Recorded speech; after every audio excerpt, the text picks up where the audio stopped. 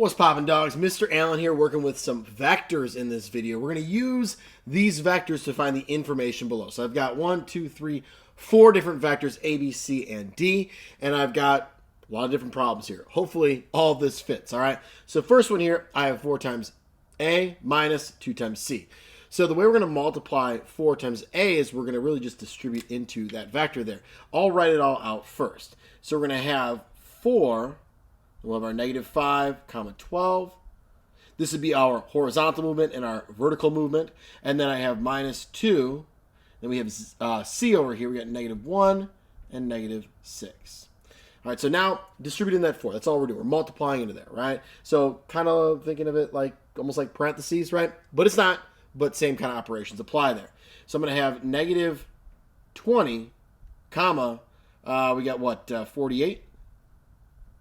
And then I have positive 2. So let's do this. Let's get plus, and then we'll have positive 2 in here, right? I'm going to distribute the negative in, and then minus, and then we got, let's see here, negative 2 times negative 6 is going to be 12. I don't know why I said minus, but negative 2, negative 6, positive 12.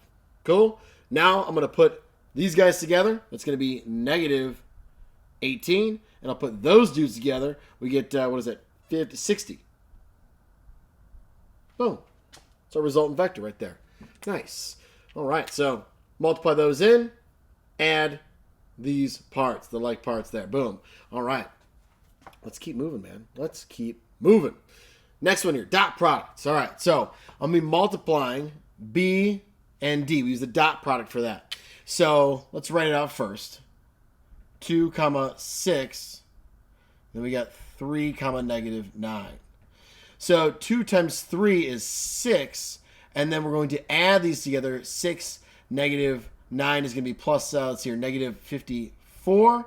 So really just subtraction, right? Either way, we got 6, negative 54. That's what, negative 48? Beautiful. Final answer. Awesome. All right. Next one over here. We've got ourselves, what are those? It's interesting. Kind of like, reminds me of like absolute values, but there's 2 of them, which is cool. That is our magnitude, okay, or our length of that vector A.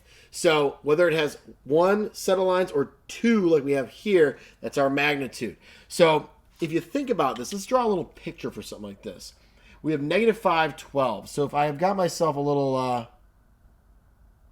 coordinate plane here, negative 5, positive 12 is going to be like up in this direction, right? So yes, negative 5. This is 12 right here. So I want this length right here. I'll just, it's called some fun little, I don't know. Let's go with N. Whatever. All right, so I want that length right there. Okay? How do I get that? Well, this is a right angle here. It's a right triangle. How about some Pythag? So we're going to have, and I'll set it up so it's solved in the square root. Square root of, in case you don't know what kind of triangle this is, it is a triple, all right? So if you're like, bro, it's a triple. Why are you doing Pythag? Well, isn't that an easy one right there? It is, okay? So we end up getting the square root of 25 plus 144, which is 169, which is 13. It is a 5, 12, 13 triple. So make sure that you remember your triples here, because the 5, 12, 13, 8, 15, 17, 7, 24, 25, and of course our beloved 3, 4, 5 triangle. Those are making a comeback once again, and any multiples of them, all right? Awesome. Now we got a little more going on here, okay? I'm adding these 2 vectors and getting the magnitude. Over here, I'm getting the magnitudes, adding them together. What if they'll be the same? Well, there's only one way to find out, kids. It's to actually do the math, okay? So I want B plus D. So I've got, and I'm going to need to save some space here, so let's do this. B plus D, that's 5 right there. So we're going to have our magnitude of this. So 2 plus 3 is 5. 6, negative 9 is negative 3. Cool. All right. Did that all right? Wonderful. Excellent. Okay. So now we can find the magnitude of this. And you might be like, ooh, is that a 3, 4, 5 triangle? Not so fast. All right. Because if I were to graph this briefly, I'll do it right over here. If I were to graph it, let me get out of the way here.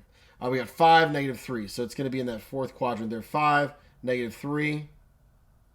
All right. So this is the vector there. We got 5, negative 3. So Pythag, to get this length right here, It's not going to be a 3, 4, 5 triangle because the 5 would be my hypotenuse in that situation. So let's set it up with our Pythag here.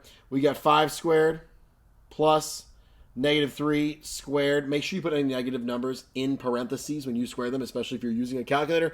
I put both there. That's overkill on the 12. But anywho, so now I've got square root of 25 plus 9, which is the square root of 34. And can I simplify that? Well, that'd be 2 and 17, which are prime. So no, there's my final answer. That's my magnitude of vector b plus d. Yay! All right. I guess I'll keep rolling with the blue. Now we got the magnitude of b plus the magnitude of d. Okay. Well, I'm going to skip the diagram now that we've done it a couple times. But we know that we're going to have for b there, that'll be 2 squared plus 6 squared. And then our magnitude of d is 3 and 9. So we've got 3 squared plus -9 squared. Other side note, you could just do 9 squared, right? You can do that. That's fine. It's going to be positive. It's going to be 81. So if you want to skip the negatives when you're finding your magnitude, that's totally cool. Kosher, if you will. All right. So 4 plus, what is that, 36? That's the square root of 40. And over here, I've got 9 and 81. Yeah, that's kind of cool because that's 100. Okay, so let me break this one down. We got 4 and 10. That's going to be 2 root 10 plus 10. I can't combine those, right? Cannot do that, unfortunately. So this would be my final answer unless you were asked to plug it into a calculator, right, and get a decimal equivalent, whatever that might be. But there we go. Nice. So those are my 2 right there. Unit vector. Interesting. What's that mean? Well, a unit vector means it's going to have a length of 1. Now, or magnitude of 1. A had a length of, actually we did it over here, didn't we? 13. That's awesome. We're going to save a little bit of work there. It's almost like I planned it due to my lack of space. I need a bigger light board. I need I'm going to double the size of it. Double the area of it, which would be doubling each dimension, quadrupling the area. Anyways, that's a tangent we don't need to get on. Here we go. Unit vector. So it's got a length of 1. This one has a length of 13. Well, what could I do to change that length of 13 to 1? And the answer is not subtracting 12, because we can't do that. I can't just subtract 12. But I could divide it. Divide it by 13, right? Because then everything would still hold true. If I divide this length right here by 13 and divide this and that, it's like a similar triangle situation if you relate it back to geometry kind of concepts. So because I could double this to -10, 24, and 26, right? My triples, we use our triples all the time where we double them, triple them, quadruple them, whatever. I can also make that a length of 1. So what I'm going to do here is I'm going to take this guy, real easy here. Once you have that magnitude, -5 over 13, 12 over 13. That's it. That's the unit vector. If I were to Pythag with this bad boy right here, I would get 1. Don't believe me? Try it yourself. Plug it in. I don't want to.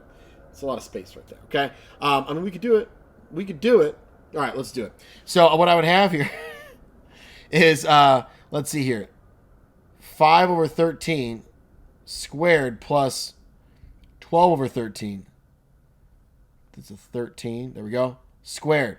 So that's going to be 25 over 169. And this is going to be 144 over 169. Well, what's 25 plus 144? That's 169 over 169, which is 1, and the square root of 1 is 1. Hopefully that made it all on the board there. I'm getting close to the end. It looks like we got most of it. But there we go, guys. So it would have a length of 1. This is our answer here, by the way. This is the correct answer for this particular problem. That was just, I heard some haters. They're like, this is not a length of 1. No way. They were like out in the yard. I heard it somewhere. So I had to prove it. Okay. But there we go, guys.